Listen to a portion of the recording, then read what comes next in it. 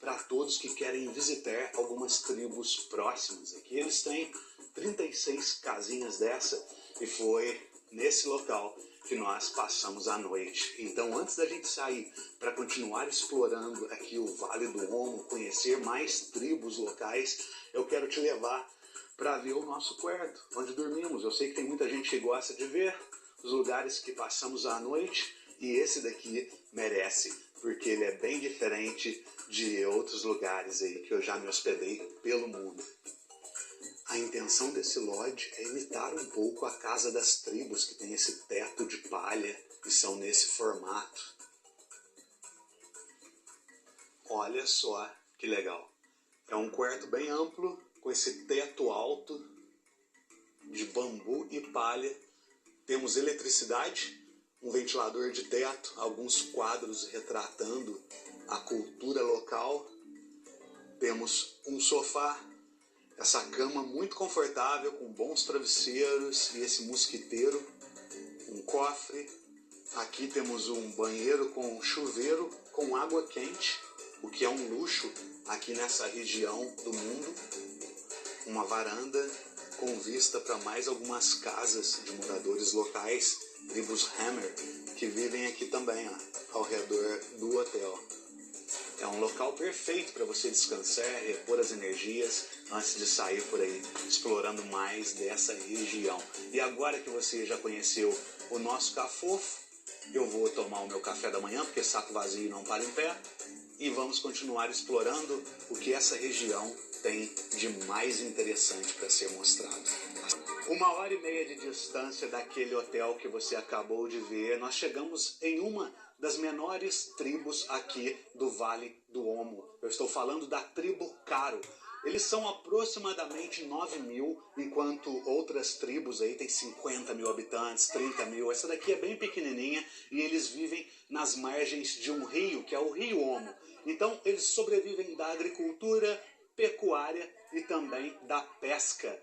E aqui, assim como na Hammer Tribe, que nós visitamos no episódio anterior, nós tivemos que contactar um morador local, porque, como eu já disse, na Etiópia eles falam mais de 80 línguas. E aqui nessa tribo eles têm a língua própria, então por isso aqui está o Zino. O Zino é morador local e vai estar ajudando a gente aqui, vai estar caminhando com a gente em meio à tribo. Aqui atrás de mim já estão alguns familiares dele. Olha que interessante. As mulheres aqui com os rostos pintados, as vestimentas típicas, e diferentemente da tribo Hammer, onde as mulheres colocam barro e manteiga no cabelo, aqui eles são conhecidos por pinturas corporais. Então é mais um lugar exótico que eu estou muito feliz em conhecer e em poder mostrar para você. Então nós vamos caminhar aqui com a ajuda do nosso guia, vamos comer alguma coisa também, uma comida típica aqui dessa tribo, e é isso. À medida que for tendo informações interessantes, eu vou passando para você. Yeah, good. Hello. Mike. Mike, Yeah. What's your name? my name's Munten. Munten. Munten, nice to meet you. Nice to meet you. What's your name? Alina. Alina. Alina is nice name. Nice name. Brazil. Brazil. What's your name? Ali. Dali. What's your name? Sarah. Sarah. Hello, nice to meet you. My name is Maidi. Maidi. Yes. Maidi. What's your name? Goba. Goba. Nice to meet you, Goba. Thank you. Hi. How are you? Nice to meet you. Mike. Yeah. Rome. Nice to meet you, Rome. Okay. That's cool. All right. So let's go. Let's walk. A vida aqui na tribo Karo parece andar em outro ritmo. Um ritmo que não tem pressa e que não se mede por relógios. Às margens do rio Omo, esse povo vive conectado com a terra, com o rio e com tradições que atravessam gerações. O corpo aqui é mais do que corpo. É tela, é expressão, é linguagem. Eles usam tintas feitas com giz, argila e carvão para se pintar em rituais, celebrações ou simplesmente porque sim, porque faz parte de quem são. Enquanto caminho pela vila, vejo crianças brincando com o que a natureza oferece. Vejo mulheres preparando comida, idosos sentados à sombra, observando tudo em silêncio. Não é uma vida fácil, mas é uma vida vivida com intensidade. E quanto mais tempo passo aqui, mais eu entendo. Para eles, modernidade não é sinônimo de progresso. O progresso aqui é manter o que faz sentido e deixar o resto passar com o rio. O nosso guia acabou de nos dizer que essa também é uma tribo poligâmica. Então aqui o homem pode ter 3, 4 mulheres, desde que ele consiga pagar por elas, porque tem o dote. E o dote aqui são 127 cabritos. Então, se alguém se interessa pela filha de alguém, essa pessoa tem que dar 127 cabritos para a família, para o pai e para a mãe dessa filha, para então ter o casamento realizado. Isso se a família quiser, porque é a família que escolhe com quem a filha vai se casar. Então, se ele tem 3 esposas, ele tem que ser capaz de manter as 3 esposas e tem que dar para cada uma delas uma ocasinha dessa daqui, ó. Então, uma esposa vive em uma, a outra vive em outra e a outra vive naquela outra lá atrás. E o centro da vila é sempre o local de encontro, o lugar de confraternização, o local de refeições, de reuniões, e é aqui que a gente está agora. Como você pode ver, tem muitas crianças, alguns adultos, e não são necessariamente todos da mesma família. Uma coisa muito comum entre essa aldeia e a anterior que a gente visitou é que aqui, enquanto os homens estão pastoreando as cabras, as ovelhas, cuidando das plantações, as mulheres ficam na aldeia preparando as refeições. E aí, quando essas pessoas, os homens, voltam do trabalho, eles se reúnem aqui no centro e comem. E isso que ela está fazendo é o adawana, uma das comidas mais simples e comuns nessa tribo. O que ela está fazendo aqui é transformando o sorgo em farinha. E depois ela vai usar essa farinha para preparar então esse prato que eu vou mostrar para você já já.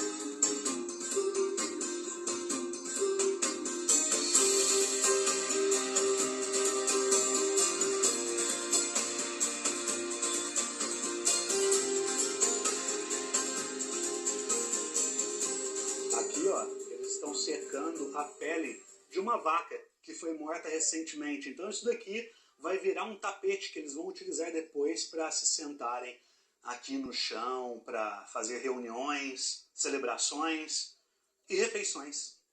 Olha que bacana, fica no sol aqui, com esses pauzinhos fincados para esticar bem, e vai levar alguns dias até isso daqui estar completamente seco.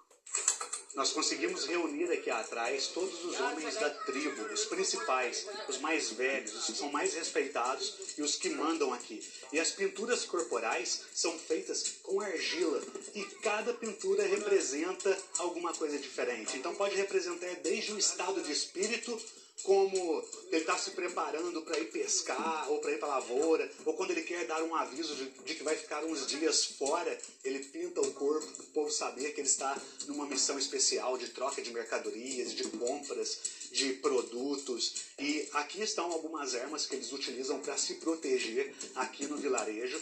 Eles usam isso para se proteger de outras tribos e também para se protegerem de animais que podem vir aqui e atacar rebanho, galinha, gado, enfim.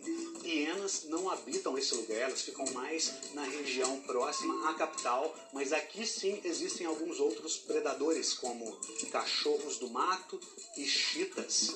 Então, proteção é uma coisa essencial para eles aqui.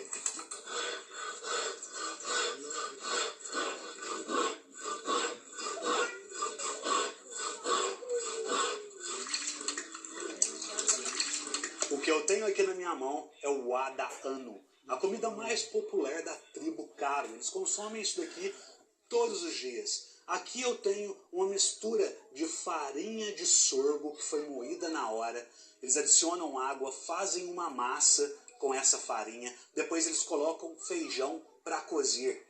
Depois que esse feijão está cozido, eles adicionam a água desse cozimento nessa massa e depois o feijão. Aí misturam tudo e fica parecido com uma farinha, digamos que quase que um feijão tropeiro, sem linguiça, sem ovo. E é mais uma comida que deve ser consumida compartilhando. Você deve comer isso daqui com outras pessoas. E eles se reúnem sempre aqui no centro da tribo para comer esse prato, juntamente com outras coisas.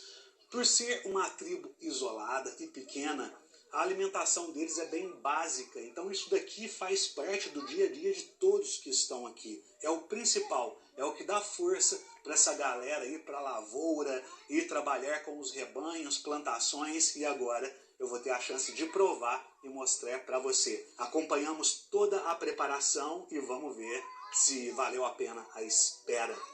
Wada-ana, ok? Eu devo esmagar nas minhas mãos um pouco, assim, fazer uma bolinha e agora mandar para dentro. Tá servido? É uma comida para encher barriga. É isso, porque não tem sal, não tem outros temperos. Você sente bastante o gosto do feijão, tá cozido de uma maneira legal, então tem a textura dele também, que se mistura com a textura desse sorgo. É uma comida que cai bem com várias outras coisas, então tudo que você adicionar aqui vai cair bem, porque parece um acompanhamento de um prato principal. Só que para eles, isso daqui é o prato principal, sem acompanhamentos. Então, é uma comida que faz aquilo que ela deve fazer. Nesse caso, sustentar, dar forças, ajudar as pessoas aí, né, a irem para os campos, fazer aquilo que eles sabem fazer de melhor. Para mim, é mais uma comida de tribo muito diferente. Por todo esse contexto, tá super aprovado. Já faz alguns minutos que saímos da tribo Karo e estamos passando por várias estradas de terra. Em uma delas, nós encontramos esse garoto, essa criança, que é responsável por fazer a segurança dessa região aqui, dessa parte da estrada. Assim como ele, nós vimos vários, todos munidos de armas assim, ó, metralhadoras. Olha isso. Eles ficam sentados na beira da estrada e você tem que se identificar para eles para poder passar em certos lugares. Ele é da tribo Karo também, então ele está cuidando da segurança da tribo. Mais para frente nós veremos outros mini soldados. Eles não sabem a idade que tem. Isso é uma coisa muito comum entre várias tribos, porque eles não têm dias, eles não contam dias da semana, dias do mês. É tudo através da lua. Então você pergunta a idade para uma pessoa da tribo Karo, eles não sabem. Nenhum. Então isso é uma coisa muito, muito interessante e acontece também com a tribo Hammer. Enfim, o governo já tentou intervir, o governo da Etiópia, nessas tribos, mas todas elas têm a sua própria jurisdição, então eles deixaram de lado. E essas crianças, assim como os membros dessas etnias, conseguem essas armas cruzando a fronteira do Quênia e do Sudão do Sul. O Quênia está só a 30 quilômetros daqui e o Sudão está a pouco menos disso. Então todas essas armas, esses armamentos que nós vemos com esse pessoal são de lá. Mas olha só que interessante, crianças soldado aqui na Etiópia.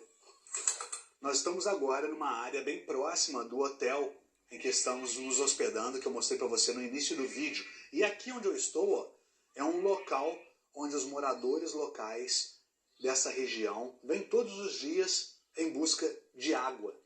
Isso mesmo.